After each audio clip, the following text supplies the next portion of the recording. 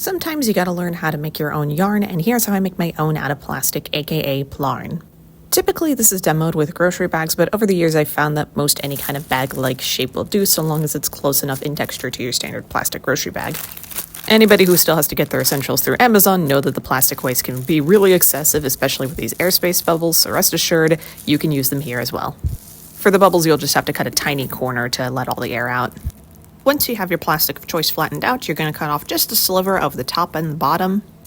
Optional to fold over hot dog style, especially if you have a bigger piece, but you got to make sure that the sides are still connected like a cylinder. Then you'll cut about 1-inch strips down the piece of plastic until you're all done and out. I like to use my thumb as a guide for the size just to make sure that all the pieces are big enough. This is where it's really make or break to make sure that the plastic that you're using is close in texture to a grocery bag, because if it's too thin, it'll break. If it's too thick, you're just not going to be able to craft with it.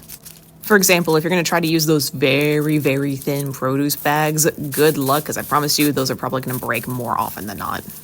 In any case, repeat the process of cutting 1-inch strips until you've built up a decent sized pile. This is what I got over the course of a singular One Piece episode because, well, of course.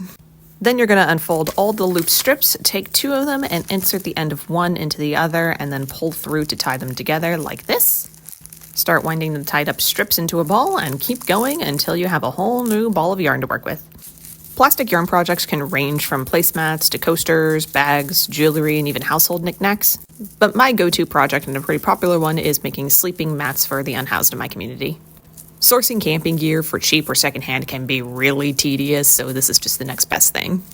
You got just enough cushion between yourself and the ground, and it's insulated and super duper easy to clean. I know I still have a very long way to go until I have just enough plarn to make another sleeping mat, but now y'all also know how to make your own plarn. Have fun!